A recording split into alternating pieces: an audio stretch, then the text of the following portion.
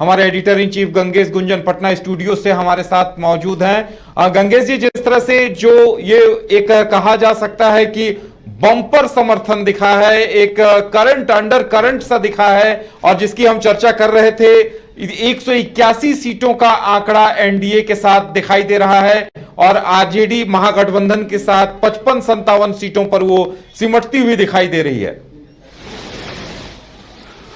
देखिए उदय, बहुत निर्णायक समय में हम जुड़े हैं आपके साथ पटना स्टूडियो में, और ये अगला 1 घंटा जो हमारे पैनलिस्ट भी हमारे साथ रहेंगे, ये अगला 1 घंटा तय करेगा कि वाकई यही रिजल्ट होने वाला है या इसमें थोड़ी बहुत तब्दीली होगी या कोई व्यापक बदलाव होगा।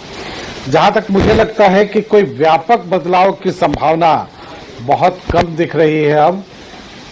हाँ, लेकिन ये जरूर है कि इसमें करेक्शन हो सकता है। अभी के समय में हम ये बोल सकते हैं। फिलहाल हमारे साथ जो गेस्ट हैं हम उनका परिचय करा दें। हमारे साथ हैं कुमकुम भारद्वाज जी भारतीय जनता पार्टी से, और मनीष सिंह जी हैं एलजीपीआर से। आप दोनों का बहुत बहुत स्वागत है हमारे पटना स्टूडियो में। ये जो ओवरऑल अभी जो रुझान हम देख पा रहे हैं, कुमकुम जी, आपको क्या लगता है अब एक प्रोजेक्शन पर आ जाना चाहिए हम लोगों को कि कहां तक ये फिगर जा सकता है, ये अब ये सैचुरेट हो रहा है? अगर ये फिगर 200 टच कर दे तो हमें आश्चर्य नहीं होना चाहिए। मैं आपको बताना चाहूंगी कि मैं खुद ग्राउंड जीरो पे मौजूद रही हूं, और जो मैं रुझान जो कहते हैं ना कि रुझान तो बाद में, मतलब कि एग्जिट पोल या इन तरीके की चर्चा तो बाद में कल से शुरू हुआ है, ये हम सीधे सीधे ग्राउंड पे हम देख पा रहे थे कि शीर्ष नेतृत्व के प्रति, हमारे जो मोदी जी के प्रति योगी जी आकर के अपना समय दे रहे थे, और जिस तरीके का दिख रहा था कि लोग इतने अस्वस्थ हैं इस सरकार को लेकर के, आगे सोच रहे हैं कि इस सरकार में ही अपना भविष्य देख रहे हैं, और जो भी योजनाएं उनके सामने दी गई है, वो जीविका की महिलाएं हों या जो भी हमारा प्रोजेक्ट खास करके वुमेन सेंट्रिक प्रोजेक्ट रहा है। और सबसे बड़ी बात मैं आपको बताना चाहूंगी कि मैंने बहुत सारे पत्रकारों को सुना है और मुझे तकलीफ इस बात का है कि महिला को 10,000 रुपया दिया गया, इससे उनके पुरुषों को में नाराजगी है, ये भी सुनने को मिला है। मैं टेलीविजन पे सुन रही थी। दूसरा ये देख रही थी कि जो पुरुष वर्ग है, जो पत्रकार हैं, वो भी कह रहे थे कि इनको कि रैंसम के तौर पे दिया गया है। लोग इस चीज को नहीं समझ पा रहे हैं। मैं पूरी रिस्पॉन्सिबिलिटी के साथ कह रही हूं कि हमारे मोदी जी ने जो नेशनल रूरल लाइवलीहुड मिशन के तहत महिलाओं को जो आर्थिक तौर पे सशक्त किया है, ये सिर्फ 10,000 रुपये की बात नहीं है कि 56,000 करोड़ का महिलाएं बिजनेस कर रही हैं बिहार में। ऑलरेडी बिहार के अंदर इतनी फंडिंग है बिहार में। तो जब दृष्टि बदलेगी ना, जो कहते हैं कि महिलाओं को बिल्कुल दहलीज के अंदर रखा हुआ था, वो दहलीज से बाहर निकल करके अब समाज में आ रही है, लोगों से बातचीत कर रही हैं, और अब उनका वो रजिस्टर वो साइन करना पसंद कर रही है। तो आप समझिए कि किस तरीके का सशक्तिकरण हो रहा है। वहां महिलाएं अब आपके साथ, पहले वो दबी हुई थी। दबी हुई कहने का तात्पर्य ये है कि मंजिल की जो नींव होती है ना, वो दिखता नहीं, लेकिन पूरी की पूरी इमारत जो खड़ी होती है उस फाउंडेशन पे खड़ा होता है। और वो महिलाएं जो हैं वो नींव हैं, वो समाज की नींव हैं, और जब उनको सशक्त किया जाएगा तो भारत, बिहार में ही नहीं, भारत में एक सशक्तिकरण का दौर चलेगा, और उसका श्रेय सीधे सीधे हमारे शीर्ष नेतृत्व नरेंद्र दामोदर दास। क्या देखिए, ये एक बहुत इंपॉर्टेंट फैक्टर है। हम ये देखते रहे कि यादव कितने हैं, कुर्मी कितने हैं, राजपूत कितने हैं, ब्राह्मण कितने हैं, और 50% ये वोट 50-50 भी हो सकता है। उस तरफ राजनीतिक पार्टियों का ध्यान नहीं गया। मतलब ये कि 50% महिलाएं भी हैं, और इस ओर न ध्यान देके अगर आप 6%, 7%, 5% इनको कैलकुलेट करते रह गए, तो शायद ये एक बड़ी वजह रही कि कैलकुलेशन में कुछ गड़बड़ी हुई है विपक्ष में। मैं कहूंगी ये कैलकुलेशन की गड़बड़ी नहीं है, ये मानसिकता की गड़बड़ी है।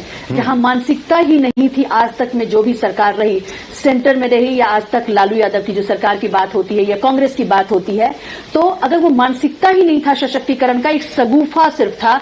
सबसे बड़ा सशक्तिकरण अगर कुछ होता है तो आर्थिक सशक्तिकरण होता है।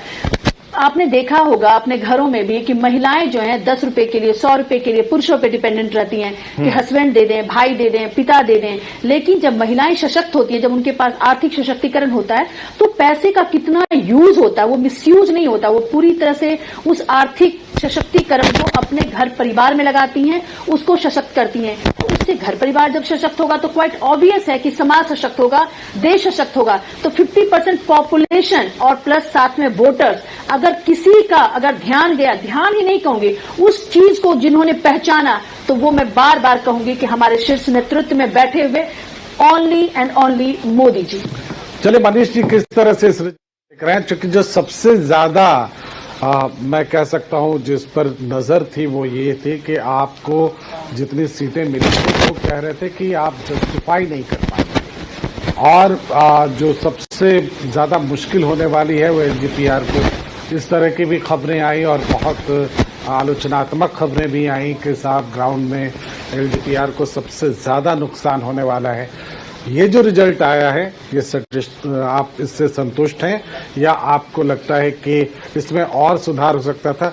क्या इस अंडर करंट को कहीं आप महसूस कर रहे थे? देखिए, रिजल्ट में तो सुधार हमारे हाथों में नहीं है, और रिजल्ट में जो मतदाताओं ने अपना मतदान किया वो पैक हो चुका और अब वो सबके सामने आ रहा है जी। लेकिन इस रिजल्ट में एलजेपीआर का साथ होने का असर स्पष्ट दिखाई पड़ रहा है। जहां एलजेपीआर पहली बार भारतीय जनता पार्टी और जेडीयू के साथ एनडीए गठबंधन में चुनाव लड़ रही है। इससे पहले के चुनावों में हम लोग कभी जेडीयू के खिलाफ रहे, कभी जेडीयू हमारे खिलाफ रही, कभी हम भाजपा के खिलाफ रहे, कभी हम लोग आरजेडी के साथ रहे। लेकिन ये पहला चुनाव है जहां लोक जनशक्ति पार्टी रामविलास एनडीए गठबंधन के साथ चुनाव लड़ रही है, और इसका असर स्पष्ट आपको रिजल्ट पे दिखाई पड़ रहा है। जहां हमारे मतदाताओं ने एनडीए के पक्ष में गोलबंद होना शुरू किया, तो अब विपक्ष पहले से ही हताश और निराश दिखाई पड़ रही थी बिहार में। मैं पहले भी कहा था, कई दफा आपके चैनल पे भी कहा कि ये जो खोखले वादे किए जा रहे हैं जी। ये जो तेजस्वी यादव जी लगातार घोषणा पे घोषणा किए जा रहे थे, हर गांव में एयरपोर्ट दे देंगे, हर छत पे हेलीपैड दे देंगे, इस प्रकार का जो उनका घोषणा था, अनकैलकुलेटेड स्कीमें, महिलाओं को 2500 रुपया दे रहे थे और उसके बाद हर घर में नौकरी दे रहे थे। तो इसका बिहार का बजट 3,17 लाख करोड़ रुपया है, और उसमें आप क्या क्या दे दीजिएगा? घर रहने का मकान भर नहीं, ये खुशियों की तिजोरी है। दरवाजे पर दस्तक देता पड़ोस, खिड़कियों से उमड़ आता आसमां, तारों में उलझी ऐसी ना जाने कितनी दास्तां। कहती हैं चले डायमंड सिटी, एक सफर हम सफर के साथ अपने घर तक। Diamond city, life long bonding, 500 से ज्यादा खुशहाल डायमंड परिवार। जल्दी करें, सिर्फ 200 फ्लैट बाकी। आज ही बुक करें अपना आशियाना।